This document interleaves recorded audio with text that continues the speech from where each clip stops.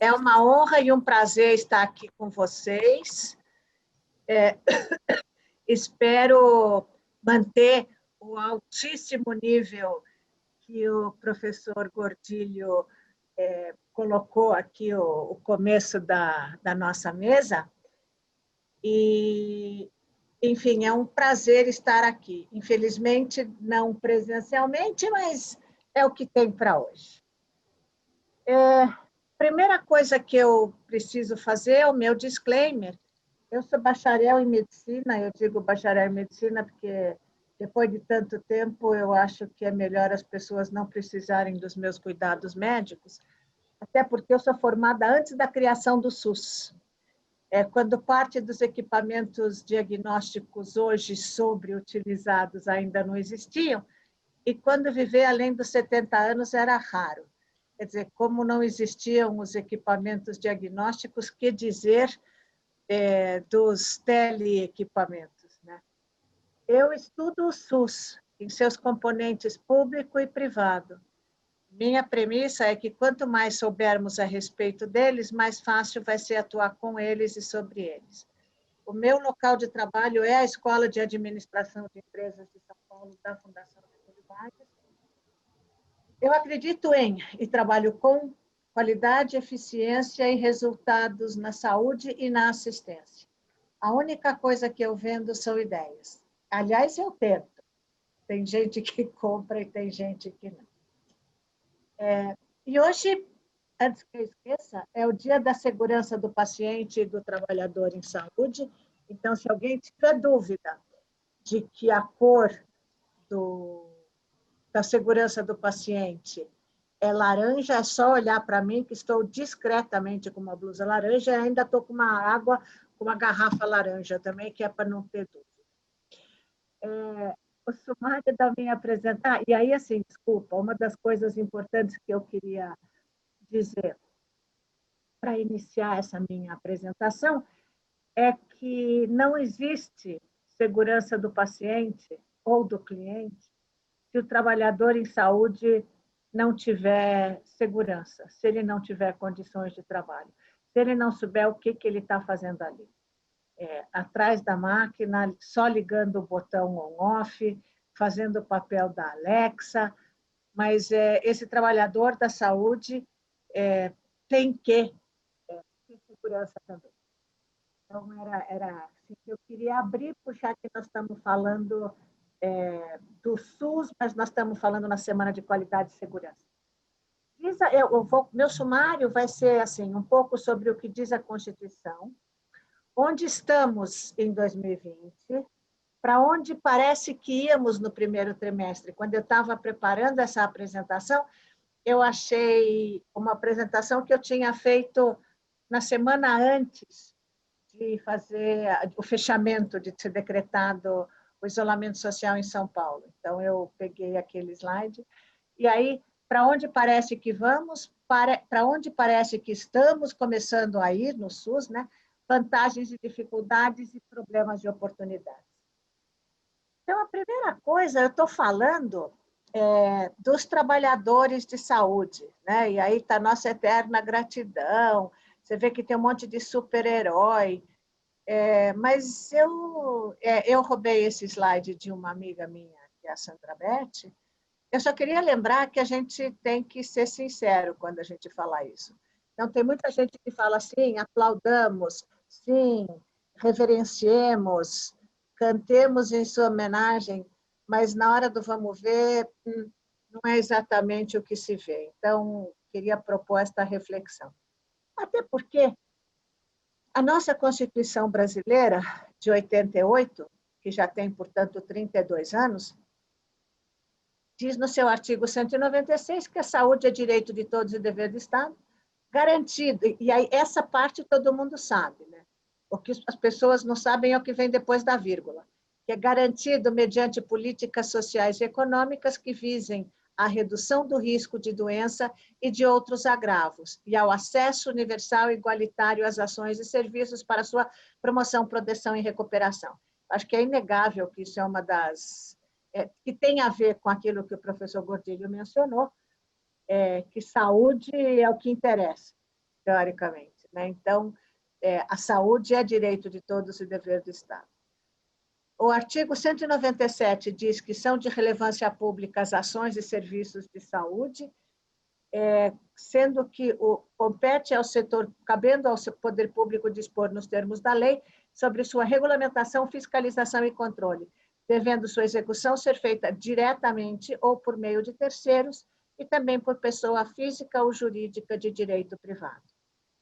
O artigo 198 diz que as ações e serviços públicos de saúde integram uma rede regionalizada e hierarquizada e constituem um sistema único organizado. A coisa que eu mais gosto dessa frase é a palavra organizado. Se fosse verdade, eu ia achar mais divertido. O artigo 199 diz que a assistência à saúde é livre à iniciativa privada. E só para não dizer que não, o artigo 200 diz que ao Sistema Único de Saúde compete, além de outras atribuições, controlar e fiscalizar procedimentos, produtos e substâncias de interesse para a saúde e participar da produção de medicamentos, equipamentos imunobiológicos, hemoderivados e outros insumos, executar ações de vigilância sanitária e epidemiológica, bem como saúde do trabalhador, ordenar a formação de recursos humanos na saúde, participar da formulação da política e da execução de ações de saneamento, incrementar em sua área de atuação o desenvolvimento científico e tecnológico, fiscalizar e inspecionar alimentos, compreendido aí o controle do seu teor nutricional, bem como bebidas e águas para consumo humano, participar do controle e fiscalização da produção, transporte, guarda e utilização de substâncias e produtos psicoativos, tóxicos e radioativos, e, finalmente, colaborar na proteção do meio ambiente, nele compreendido o meio ambiente do trabalho. Quer dizer, na verdade, o Pantanal também é saúde. O primeiro item substantivo, quer dizer, que não é tirado da Constituição, a Constituição é a coisa mais substantiva que tem no país, mas aí ela já está escrita. O que eu queria dizer é que em 2020, mas isso poderia ter sido dito em 2019, em 2010, e certamente poderá ser dito ainda em 2030. Os custos da saúde continuam crescendo. Mas, até outro dia, o povo dizia que a culpa para o crescimento dos custos da saúde está nos idosos. Eu não acredito nisso. Vejam a minha ídola Fernanda Montenegro, que está com 90 anos e está melhor do que muita gente bem mais jovem, porque é uma pessoa que tem uma boa genética, mas que, além de tudo, se cuida. Então, é importante a gente perceber que o fato da pessoa ter envelhecido não é um problema de saúde. Terceira idade é só uma faixa etária. E a pessoa que chegou a esta faixa etária mais avançada, ainda bem, porque ela não morreu jovenzinha de sarampo, ela não morreu jovenzinha de desidratação ou de diarreia por falta de saneamento básico. Ela não morreu por falta de transfusão de sangue. A outra coisa, quer dizer, a outra coisa que se observa no mundo de 2020 é que o corona chegou. E o corona, ele está, que eu não tinha pensado nisso, mas nesse meu desenho ele está mais ou menos laranja também, da segurança do paciente, mas aqui ele está só no corona vermelho mesmo, e ele só atrapalha a segurança do paciente. O número de leitos de UTI aumentou no país.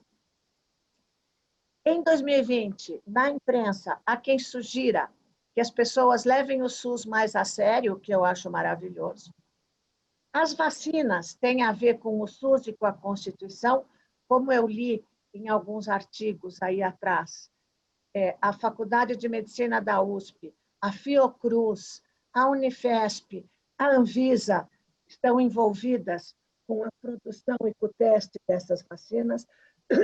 Quer dizer, em última instância, foi a Anvisa que acabou dizendo que podia continuar o teste da vacina da AstraZeneca. E, apesar de todos os avanços que nós já temos em tecnologia de informação, com wearables, prontuário eletrônico, isso, aquilo e aquilo outro. Infelizmente, os nossos sistemas de informação continuam bem ruinzinhos. Mas, com os sistemas de informação bem ruinzinhos que a gente tem, eu queria mostrar só que a relação público-privada na assistência no Brasil é assim: atenção primária, por mais que a assistência suplementar diga que, ou já tenha percebido que é uma boa coisa a atenção primária, o grande prestador da atenção primária é o setor público. E, aliás, o setor público municipal. As urgências também, em sua grande maioria, são atendidas no âmbito do setor público. O que é privado bombando? O apoio diagnóstico e a atenção especializada. A assistência hospitalar, ela mais ou menos vai para cá, vai para lá, tem muito prestador privado, mas que é pago pelo SUS, mas é importante perceber isso. E uma coisa que nós temos pesquisado no GV Saúde é que, por exemplo, por que será que mesmo nas operadoras de saúde que dizem que estão fazendo bastante atenção primária, por que a assistência primária não é ou não tem sido escalável? Ela não tem sido escalável porque as pessoas não compraram a ideia, as pessoas não estão preparadas para organizar o sistema, de novo usando aquela gracinha que eu falei 2 slides atrás. É interessante olhar, então, o sistema de assistência suplementar, ele está dentro do SUS. E eu tenho seguido um pouco esses mapas que a Agência Nacional de Saúde Suplementar coloca no seu site. Então, olha que interessante. Eu peguei setembro de 2016 e julho de 2020. Eu queria que vocês percebessem que houve, por exemplo, uma mudança entre os 2 mapas, né? Então, em setembro de 2016, em alguns lugares, diminuiu a assistência suplementar. Embora nesses que estão com verde escuro, a gente observe que tem mais de 30%, em alguns municípios mais de 50%, e, digamos, a região sudeste, que vai Minas Gerais, Espírito Santo, estou mostrando que eu sei geografia, Minas Gerais, Espírito Santo, Rio de Janeiro, São Paulo. Depois a região sul, Paraná, Santa Catarina e Rio Grande do Sul.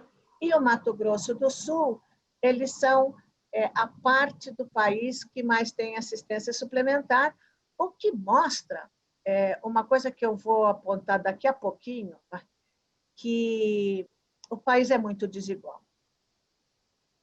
Quando a gente fala em qualidade e segurança, outra coisa que eu queria mostrar é que o Brasil não exige nada além do alvará de funcionamento para serviços hospitalares, por exemplo.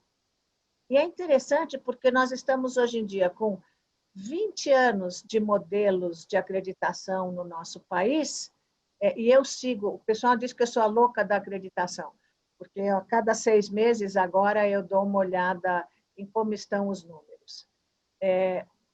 Em 6.000 hospitais, mais ou menos, que são os que nós temos no Brasil, até hoje, com 20 anos de estrada, 435 hospitais são os que têm o certificado de acreditação, que não é obrigatório, que não faz a menor diferença e que vai ver que, quer dizer, não faz a menor diferença sob o ponto de vista de consequência, e é por isso que as pessoas não vão atrás de tentar fazê-lo.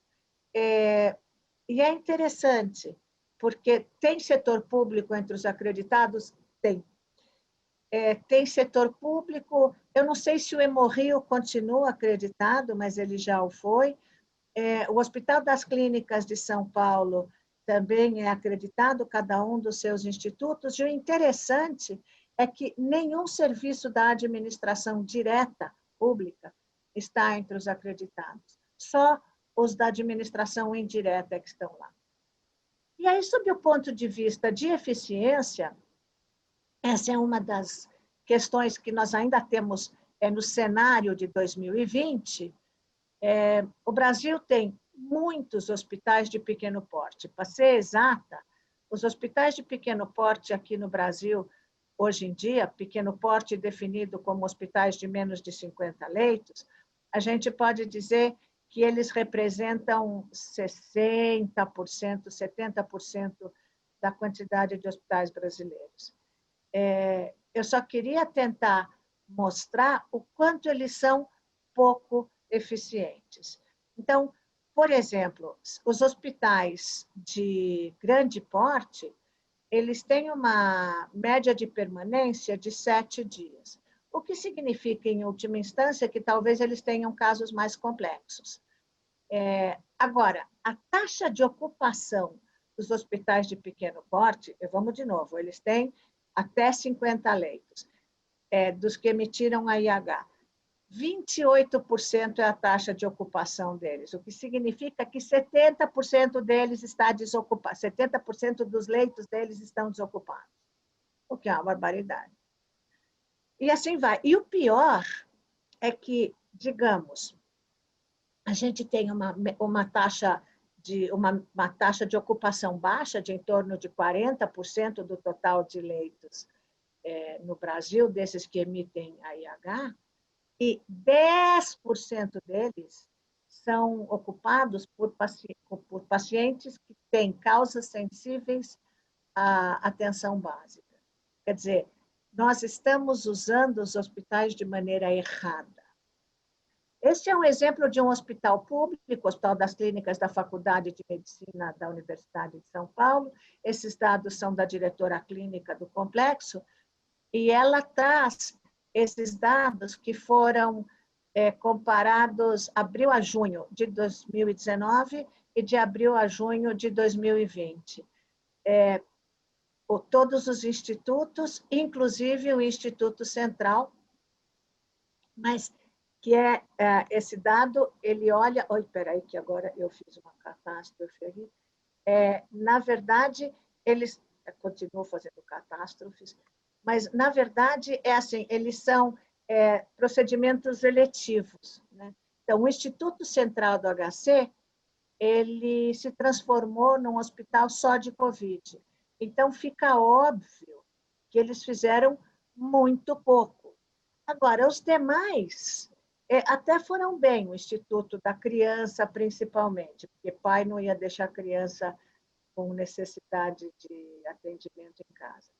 Agora, é preocupante você verificar que o Instituto do Câncer, por exemplo, ficou só com 55% em relação ao que eles fizeram ano passado.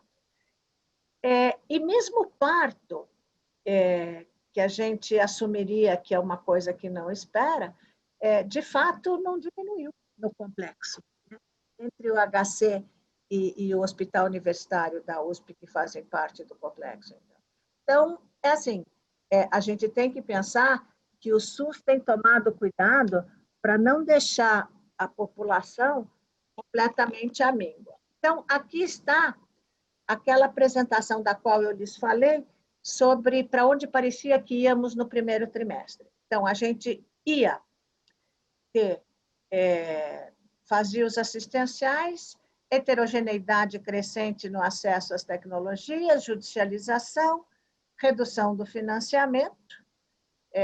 Para onde ia a estratégia de saúde da família? Falava-se em menor regulamentação do setor privado, da atenção médica supletiva, porque estava havendo alguma movimentação junto ao Congresso para isso, uma grande concentração no setor privado, tanto nas redes de hospitais, serviços diagnósticos e operadoras. Os hospitais continuam sendo o cerne do sistema, ou continuavam, fazendo tudo o que eles fazem hoje, da mesma forma e mais hospitais de pequeno porte para atenção a agudos, quando a gente já viu que os hospitais de pequeno porte não são bons para a saúde do país, e o financiamento por produção ou por produtividade, ou seja, desperdício. Agora, depois dos 5 meses, 5 anos em 5 meses, a que o professor Gordilho se referiu, aonde parece que vamos, afinal? Continuamos com vazios assistenciais. Continuamos com uma grande heterogeneidade no acesso à tecnologia. Continuamos com judicialização. Redução no financiamento cada vez mais presente como um risco. Quer dizer, depois de diminuírem recursos para a estratégia de saúde da família, faz 15 dias ou 3 semanas, ameaçaram reduzir o Aqui Tem Farmácia Popular. A história da menor regulamentação do privado e da assistência médica supletiva continua aí. Agora, a concentração de privados mudou. Principalmente os centros de diagnóstico estão revendo a sua vocação. Então, eu acho que isso é um fenômeno para o qual a gente tem que estar alerta. E isso tem a ver, sim, com a digitalização.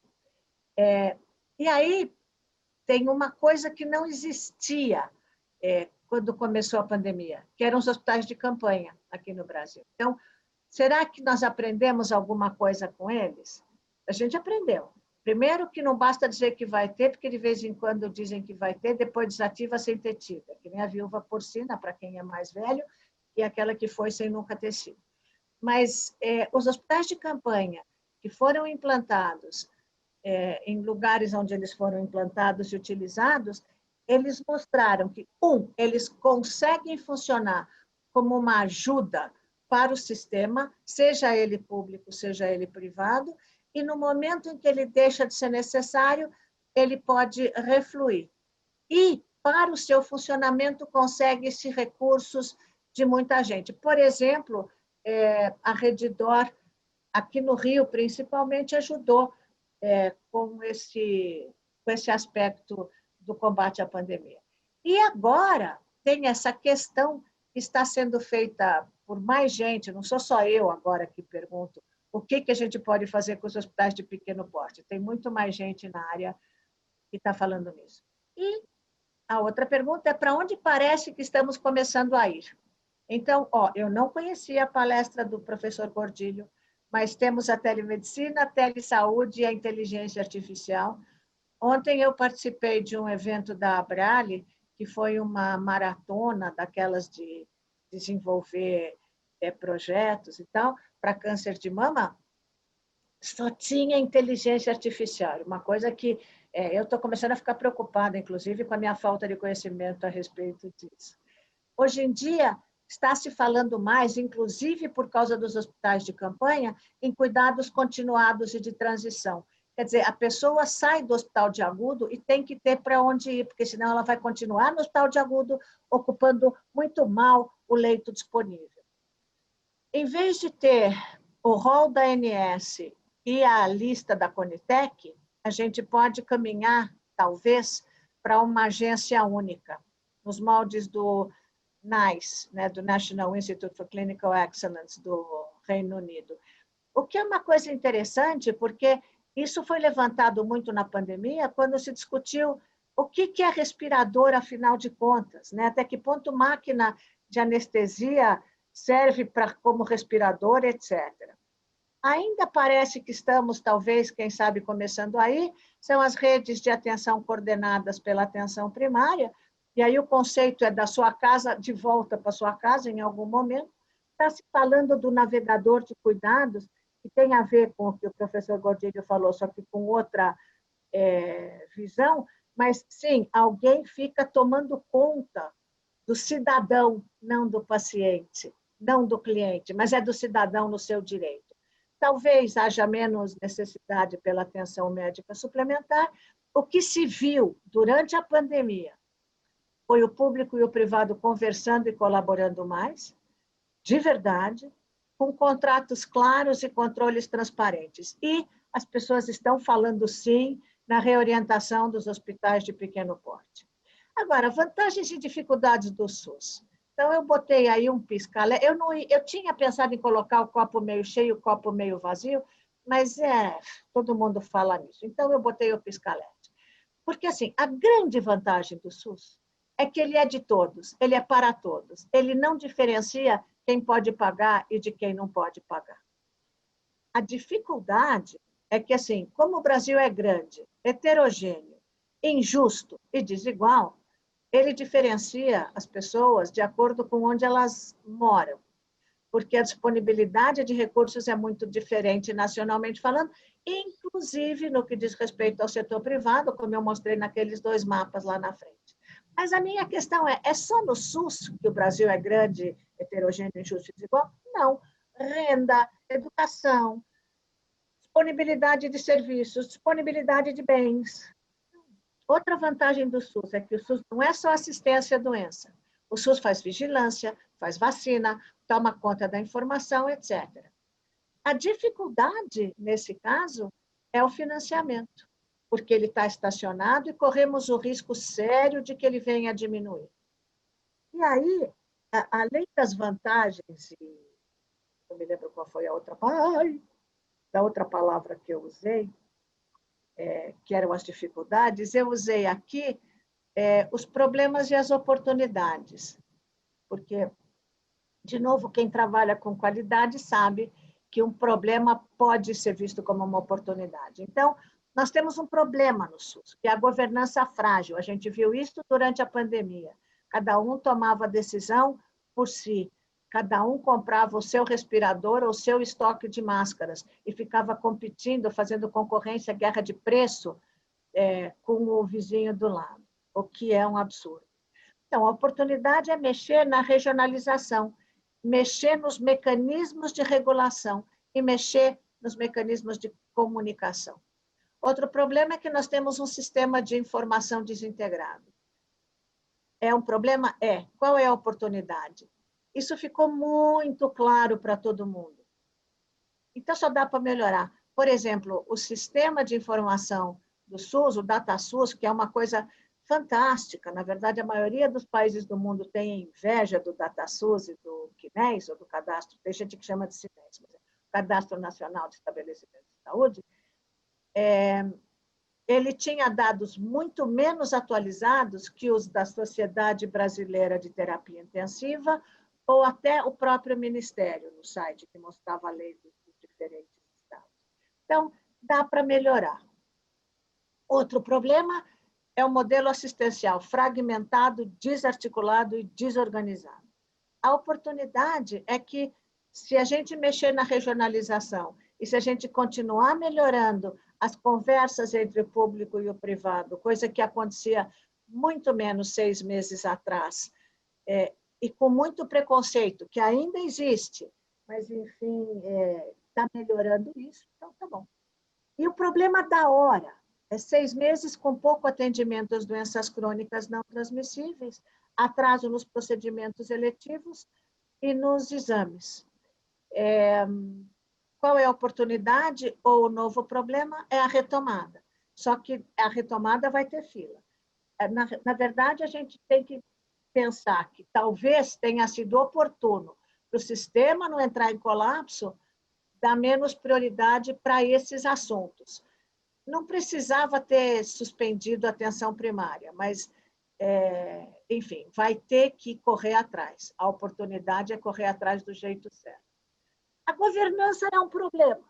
Então, eu só estou fazendo isso rapidinho, mas desde o governo Fernando Henrique Cardoso, a média de permanência, que é um indicador da área hospitalar, mas a média de permanência dos ministros da saúde no poder tem sido de 16 meses. O ministro Mandetta cravou em cima 16 meses. Mas agora, aparentemente, está mais rápido. Agora, a minha pergunta e o próximo slide também tem a alta rotatividade dos secretários estaduais de saúde, não vou nem mencionar os municipais, também estou deixando barato os estados que mais tiveram essa rotatividade, mas a minha pergunta é: o que dá para pensar em termos de política de longo prazo com isso? Então, tem um artigo que saiu no Lancet Public Health, que mostra que a gente tem no SUS o balanço dos primeiros 30 anos, olhando para a organização, governança, financiamento e modelo assistencial e alocação de recursos, que avanços houve, o que tem que ver como é que a gente vai olhar para os desafios, porque o SUS agora está precisando de muito cuidado. Se a gente olha para os cenários futuros, a gente enxerga o seguinte: tem 3 cenários, ou 4 cenários, para as transferências federais de recursos para os municípios até 2030. Se o financiamento não aumentar, os 4 indicadores dos objetivos do desenvolvimento do milênio, taxa de mortalidade infantil, proporção de nascimentos cuja mãe participou de 7 ou mais consultas de cuidados pré-natais, cobertura de estratégia da família e mortalidade favorável por cardiovasculares entre aqueles com 60 anos e mais, vão piorar. E o pior é que, fazendo os cálculos, piora mais nos municípios menores. Ou seja, quanto mais vulnerável a região, mais aparece a diferença. Desafios para o SUS, e eu estou para melhorar a eficiência do SUS, porque a minha premissa é que, já que ele é de todos e nem todo mundo tem dinheiro para pagar plano de saúde privado, não dá para viver sem o SUS no Brasil. É garantir recurso, é garantir governança, é fortalecer estratégia de saúde da família e integrar redes de serviços entre setor público e setor privado e alocação de recursos, porque a gente viu durante a pandemia, e hoje em dia a gente ainda está no rescaldo, a formação dos recursos humanos é importante, quer dizer, você não pega alguém que tem CRM e fala, agora você vai atender na terapia intensiva. Eu até poderia ter me oferecido para fazer isso. Um treinamentozinho eu daria conta de não matar muita gente, mas por conta da idade não me deixariam, que isso aconteceu com um amigo meu. E a questão da saúde digital também, quer dizer, qual vai ser o novo padrão tecnológico? Então, será que nós vamos chegar nesses objetivos do desenvolvimento sustentável, que são bem mais avançadinhos que aqueles, os objetivos do milênio? Na verdade, a gente tem que procurar ter saúde em todas as políticas. Na política de alimentação, na política de habitação, na política de formação de recursos humanos, na política de educação, portanto, na política de saúde, na política agrícola. Então, a gente precisa brigar por isso. E a gente tem que buscar, sim, a saúde e não ficar só cuidando de algumas doenças, algumas das quais são reais e outras nem tanto. Então, se alguém quiser continuar discutindo, eu coloco aqui o meu e-mail pessoal, o e-mail do nosso centro de estudos, o nosso site, que tem bastante coisa interessante, inclusive resultados de pesquisa e tal. E se alguém tiver interesse, o nosso mestrado profissional em gestão é um sucesso de público e crítica, convido todos para visitar o site. Muito obrigada pela sua atenção.